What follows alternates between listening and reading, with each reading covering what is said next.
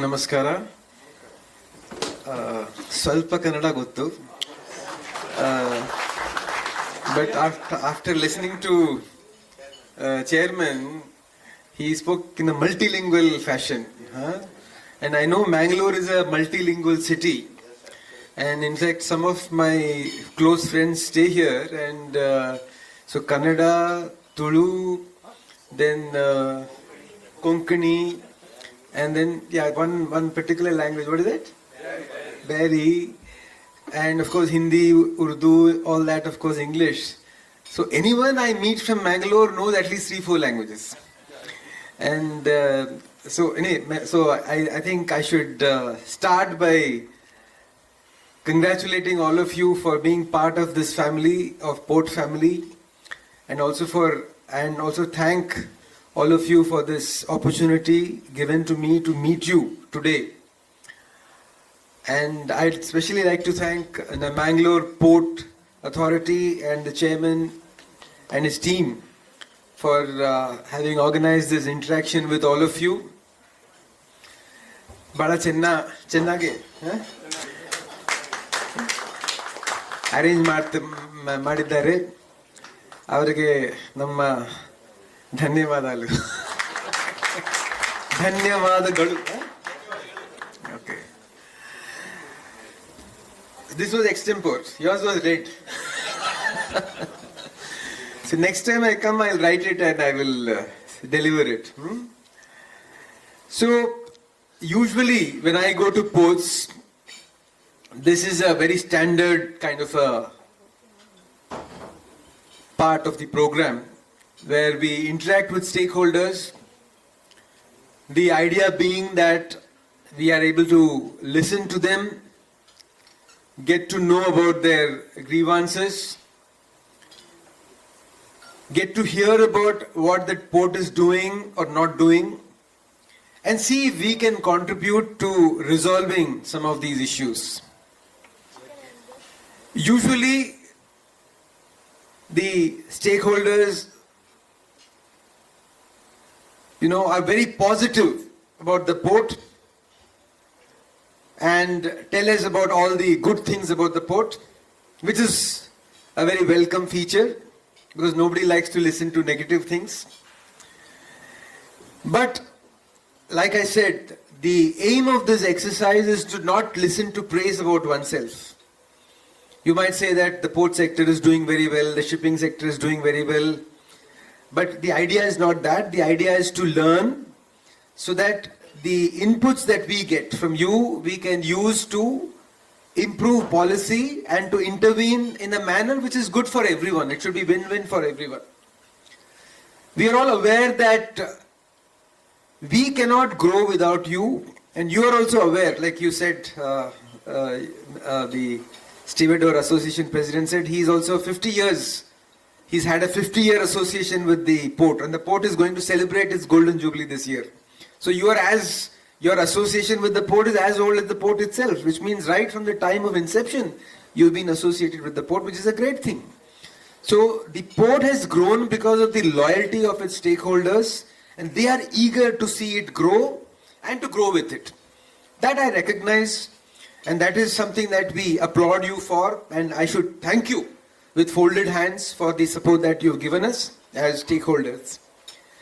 You've raised certain things which I will come to later on, but some of the things that I need to share with you is the capacity has grown in the last 10 years from 1600 million tons. Now we are at 2600, 2700 million tons. Cargo overall in the country has grown from 1600 to it has grown to about 1600 million tons, out of which the major ports themselves contribute about 850 million tons. About 55% of the cargo is handled by major ports, in spite of so much of competition from the private ports. And this 55, 45, 54, 46, this figure has held on for quite some time, as you might have, or all of you might know. I don't know what is the figure in Karnataka, but I think this is the overall figure that I have all India. Which means that the major ports are continuing to hold on to their the position that they have held. It was 60 plus earlier, 70 perhaps, maybe a few decades back it was even 80 or 90%, but they've held on, which means that they have something to offer. So even in the face of competition, they have something to offer, and that is being offered at a level which is acceptable to the stakeholders. And of course, we also know about how the logistics performance index, we were at the 44th level, we have now come to 24. Overall, ports have done very well. We had last year a revenue of 24,000 crore plus in all the 12 major ports, with a profit of about 10,000 plus crores, which means again profitability has increased. This profitability was just about 1,000 plus crores 10 years back. So it's grown 10 years, at 10 times. So, or at least 7-8 times. Which means I hope all of you have also grown with us. I hope your profitability also has grown. And things like turnaround time have improved. All that's across the board in all the major ports. And particularly Mangalore port, of course, has done well, and we have the operating ratio of 34, 36 or 38% that they've reached, which is again excellent. This means that they don't need to invest much. The operating ratio reveals that. But of course, nothing can be perfect. And some of you who did not feel like speaking the truth, telling it on our face, might like to separately discuss with me over dinner, because that is the purpose. The purpose is not to, like I said again, let me repeat, is not to just get encomiums or get praise and then go back saying that everything is hunky-dory and therefore nothing more needs to be done. No. Because we are always aware that in open fora, some people are reluctant to speak the truth and nothing but the truth, and sometimes we might have to do it later on. We welcome that. But some of the specific issues that you talked about, about the captive policy, about the land policy guidelines, I will look at them. I don't know specifics, but at least the Stevedores Association president has given me a written communication which I will act upon. But those of these items which are in our hand, which relate to policy matters, for instance, the independent directors, I'm not sure about that land allotment. If it is part of your concession agreement, we will have to see how to handle that, because that is something you've signed. Who was that? I think one of you told me about that land, extra land that you wanted, and it was being charged at 2 times. Actually, the MCA, as far as I remember, speaks of 1.2 times the rate. It's not twice, it's 1.2 times. That is the model concession agreement that came out in 21, which I was fortunate enough to be associated with. Now, if your concession agreement was prior to that, then we need to look at why this is 2 times. I'll ask, of course, whichever issue is local, I have to request the chairman to handle it. But I can assure you that whatever issue you raise here or whatever you tell me, we will come back to you with a positive policy response if it so requires one, or some intervention at the port level that the chairman will be requested to take. Of course, we are constrained by being part of the public sector, so we have to operate within certain guidelines.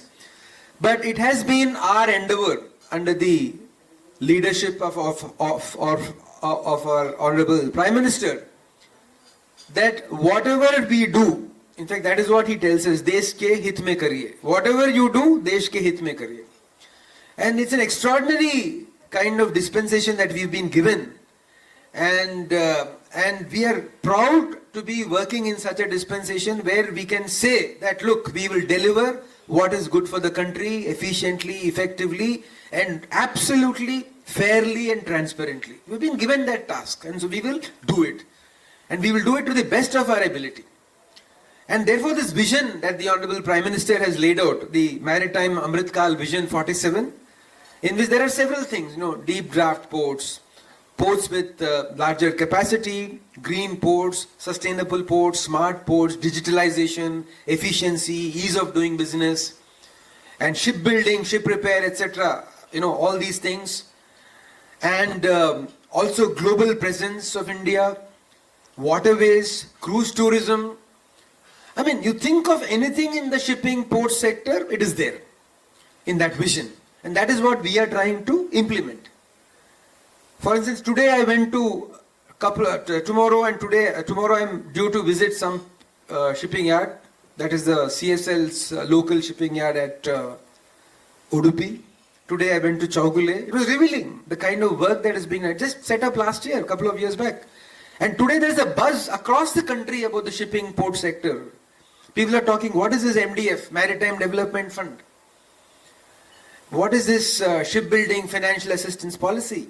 Ship clusters. So a lot of things being done.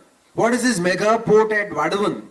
So I told the chairman in the meeting that we had with the HODs today, that think of how the port master plan should look after 20 years, 25 years. They've developed a master plan. I'm sure you must have got inputs from the stakeholders. You must have all given your stakeholder inputs. How should this port grow? It can't grow at, keep growing, keep surviving at this 45, 50 million. It has to grow. It has to become 100 million. So they have a vision. They have made a plan for that. Connectivity.